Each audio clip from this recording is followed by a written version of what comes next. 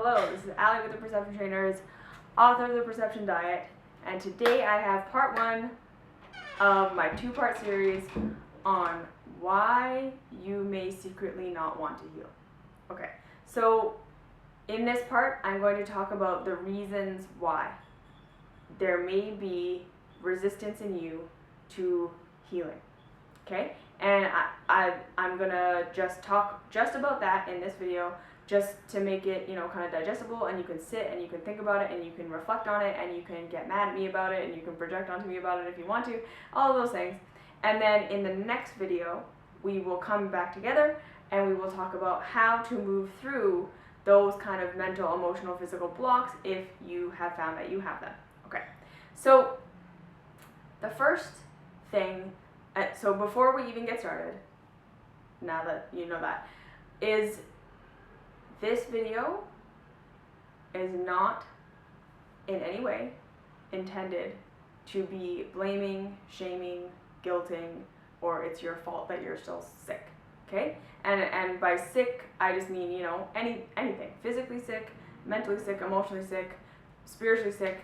If you are dealing with any kind of chronic health, emotional health, spiritual health, mental health issue that you kind of feel like you've tried everything, you've done all of these modalities, you've tried all these therapies, you've tried all these medications, you've changed your lifestyle, you're not getting better, there may be something inside of you, something inside of your psychology that is fundamentally blocking you moving forward, okay? And so I am not, like I say, this is not to blame yourself, this is not to shame yourself, this is not to ignite another drama cycle inside yourself, because that is A, completely unhelpful, and B, it's not your fault, okay? Because here's the bottom line.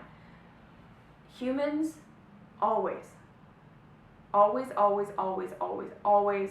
act on their highest actual understanding, okay? So humans always act on their highest illumination, okay? Their highest, truly, deeply felt understanding. So that means that we can, as humans, sit around and listen to people talk. Like, you can listen to videos like this and listen to people talk, and you can read books and you can go to seminars and you can do these kinds of things, right? Where people tell you about love and light and healing and transformation and how great it is and and there is a cognitive part of you that believes what they're saying, right? There's a mental part of you that takes in their information and agrees with it, right? But if that is not a true illumination in your actual consciousness, like your overall belief system, belief web about yourself and the world, it's going to have absolutely no effect on you, okay? So like I say, we humans can pretend very much like we have higher, true understanding, true acceptance of concepts, but when push comes to shove, how we actually are living our lives, like the actual results we're getting in our day-to-day being, show us what we truly, actually, foundationally, fundamentally have internalized, okay? So we always act on our highest knowing. We always act on our highest knowing, but it's the highest true knowing, okay? We're not acting on the highest knowing that we heard. We're not acting on the highest knowing that we've been exposed to.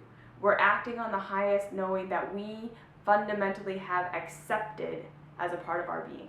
Okay? So this is why, if you discover that there are parts of you that are resistant to healing, it's not because you knew better and just didn't know and didn't do this stuff. It's not because you knew or you had a true, deep connection to these parts of yourself that were holding you back and you were just choosing to ignore them.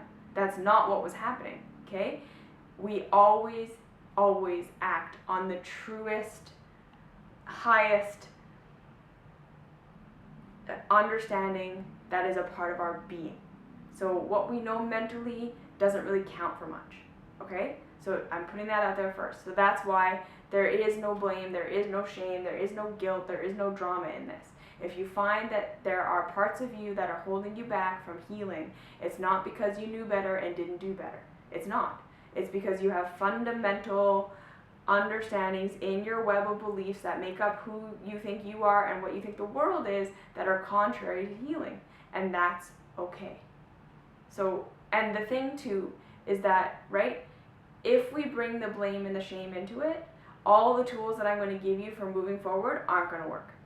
Okay? If you're coming from a place of, like, this is just another shitty thing about me, this is just another thing that I fucked up, this is just another bad thing about me, like, I should feel shame and blame and guilt and why can't I do this, blah, blah, blah. It's not going to help you move forward. You can't do that. You can't go into the shame cycle, right? And your brain is going to want to take you there. So I want you to know that first and foremost, especially as you're listening to this video. If your brain wants to take you into the shame cycle, know that that's going to happen and say, look, it's not real. That shame isn't real and that shame is not helpful, right? I hear you, shame. I love you. Thank you. You're just trying to protect me. But I don't need you right now, right? I don't need you right now. Breathe into it. Breathe through it. That shame is not real. That guilt is not real. It's not true, okay? So here is why so many people struggle for years and years and years and years and years with illnesses and are never able to actually overcome them. Or they get themselves into this kind of cycle where they heal from one thing and then they get another thing, and then they heal from this thing and then they get another thing, and then there just always seems to be something going on, right?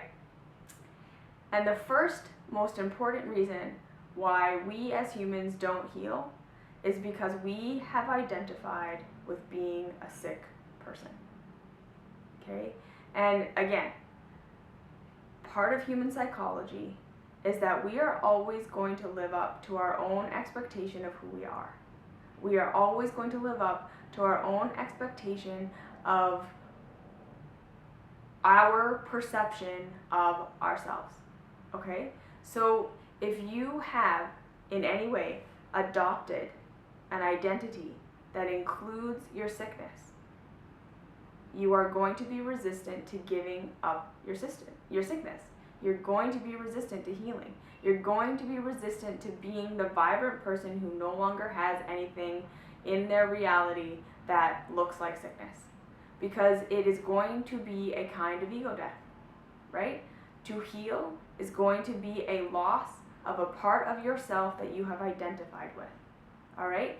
And as magical and as wonderful and as amazing as healing might sound to you, and as magical and wonderful and amazing as healing and being healed might, cognitively be and might be in your kind of imagination, there's a part of your psychology and a part of your being that says, no, we're not going there because I don't know how to be that person, right? Because, second thing, we identify with it, and the second thing is we're getting needs met, okay? In our sickness that we hold on to, mental, emotional, physical, spiritual, any of it, any of the illnesses that we hold on to, and again, I'm not saying that you're cognitively holding on to it. I'm not saying that you're sitting there being like, I'm not going to get better because blah, blah, blah. This is all subconscious, okay? So there's no reason to blame yourself. There's no reason to get upset with yourself. I'm not blaming you. This is not your fault. This is a pervasive thing, and that's going to be point 3. But there is a part of you that has adapted who you are to being this sick person because it is a mutated way that you are getting needs met, okay? So I'm going to give you an example from my own life. I very much, for a very long time in my life, identified as being physically sick, right? And there was always something physically wrong with me. Always. From the time I was born to the time I actually fully healed from anorexia, I had something physically going on with me. And I always thought seriously, I've been through so many things, like digestive stuff, thyroid stuff, eating disorder stuff, liver, blah, blah, blah. There's always a physical symptom. There's always something physically wrong with me. I'm always And when I was first starting to really deal with this inside myself, I remember one day sitting there being like, okay, if I didn't have this, sensitive digestive system, this thyroid issue, this whatever it is that I think that I have, this all these illnesses that I think that I have, if I didn't have this, what would my life look like? And I realized that I was scared to be healed because I thought, if I don't have my sickness, first of all, how am I going to rest, right? Because in my psychology, I was not allowed to rest or take a break or nourish myself or, just in any way take in energy or rest and not be doing something unless I was sick, unless I was down. Sickness was my one excuse to not just be plowing ahead. And of course, that was an even deeper psychology of this idea that I need to be plowing ahead all the time, and that taking a break and resting is bad, and that forward momentum is the only momentum, and everything else is a failure. And it was right, there's a deep web of psychology that had me tangled in this. So I thought, if I don't have the excuse of sickness to rest, I'm never going to be able to rest. And so that made me kind of scared, right? And then a second thing was,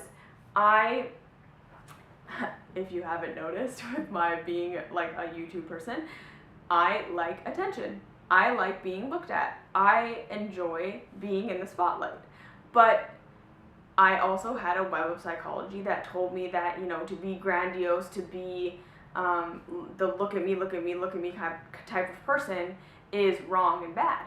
And so I was afraid of any kind of attention, of getting any attention, even especially positive attention, because that made me feel like I was being boastful or prideful or making other people feel bad about themselves or taking up too much space in the room. So my only way of getting my need met, of being seen and validated and heard and getting attention, was to be sick. So for me, there was these two very fundamental, belief systems and webs of thinking that blocked me from actually wanting to be physically healthy. Because it was like, well, then how am I going to rest and how am I going to get attention? Because I'm not allowed to rest unless I'm sick, and I'm not allowed to take up space or to get attention or to allow people to care about me or care for me or look at me unless I'm sick. Okay? So these were two big webs of psychological messes that I had to really work through. There were a lot of foundational beliefs in there that were totally contrary to my health and totally contrary to the truth of who I am and the truth of reality that needed to be looked at, right? But I was covering them up by just being sick all the time. So what you need to understand is that even though your sickness may feel really negative and it may feel really awful and it may really feel like something you want to get rid of, mental, emotional, spiritual, it doesn't really matter, there is a part of you that is getting fundamental needs met that you feel without the sickness, you won't get those needs met. You don't know how to get those needs met without the sickness, okay? And so there's a fear that when you let go of the sickness, you let go of the whatever it is that's going on with you, that you are not, then you're going to be in a deficiency state. That even though getting your needs met this way isn't totally satisfying, it isn't actually making you feel amazing, it isn't like, you know this, you're going to admit this to yourself, it's not really what you want, it's better than the nothing you think is going to exist on the other side, right? So for instance, you might be the type of person that feels like you are going to have to do everything by yourself and no one's going to be able to support you or help you, and you don't feel like you're strong enough to do everything by yourself when you're well. So you stay sick, right? So that people will help you because you don't feel like you can rely on yourself. Right? That's a big web of things. So this is the thing. There is a fundamental part of you that is getting your needs met through being sick. And letting go of the sickness in your mind means not getting those needs met at all. Even though the sickness isn't meeting them awesomely, you don't feel like super nourished and fulfilled and filled, it's at least something. And like I say, there's a part of you that believes that is either you get it through the sickness And even though it's this mutated way of getting your needs met, you either get it through the sickness in this mutated way, or there's nothing. And that is a false belief and a false perception. We will look at that in the second video. Third thing, our culture is addicted to illness and misalignment and drama and bad things happening. And in a lot of ways, this is how we relate to each other, okay? So understand that there may be a part of you that doesn't want to heal, that doesn't want to get better, that doesn't want to have nothing terrible going on with you, because you are afraid that you're going to lose connection with the people around you. You are afraid you're going to lose connection, and you're going to lose relevance, and you're going to lose the ability to relate, okay? And again, this is one of those kind of weird, warpy things that I want you to just really take the time to think about and consider.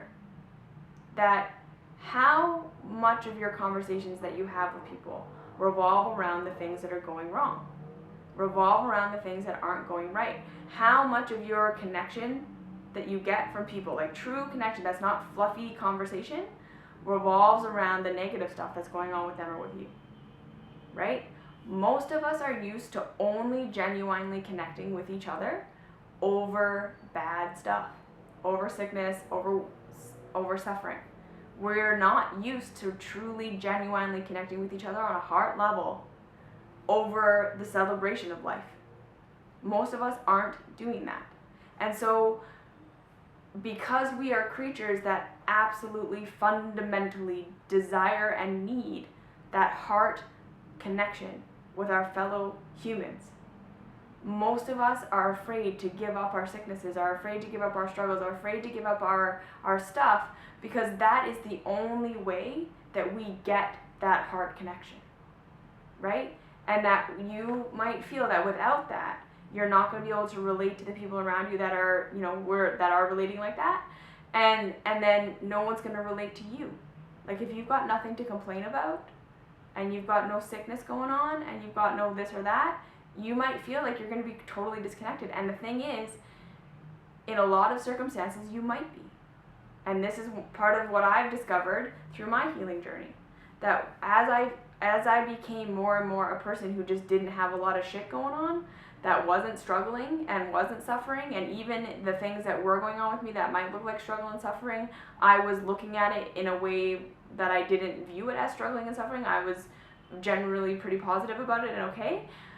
I lost a lot of friends, and I lost a lot of the ability to really have heart-to-heart connections with people, because right, we lost that common ground of sharing our suffering. And so there is going to be a part of you that is going to be afraid to let go of your suffering, because you're afraid to let go of the heart-to-heart connection that it gives you, right? And you may not feel that connecting over the joy of life is a thing that can happen, or that you know anybody that could connect with you on that level. And that's a painful thing. To feel like you're going to be totally isolated on your little island of health can be enough to keep you sick, okay? So those are 3 things to just consider. And again, I've been there. I know what I'm talking about here, because I was afraid to let go of my sickness. I was afraid to heal. I totally held myself in this for a really, really, really long time. And I've traversed myself through this, and so that's why I'm presenting this to you, not as a judgment. And the other thing is because the truth is, when you heal and you come to the other side, life is not about the absence of symptom. Life is not about being asymptomatic. Life is not about not struggling. Life is so much bigger than that, so much greater than that. And I want for you an extraordinary life. Not one where you're just not suffering, but one where you have transcended suffering so much that you're on the other side of it. And that's what this is about. So I'm going to talk about that more in the next video. Think about this. Get mad at me if you want to. That's fine. Find me on Instagram, ally_perception_trainers, Facebook, Perception Trainers, Patreon, join the community, like, subscribe, share, all that fun stuff. And I'll see you in the next video. Mwah!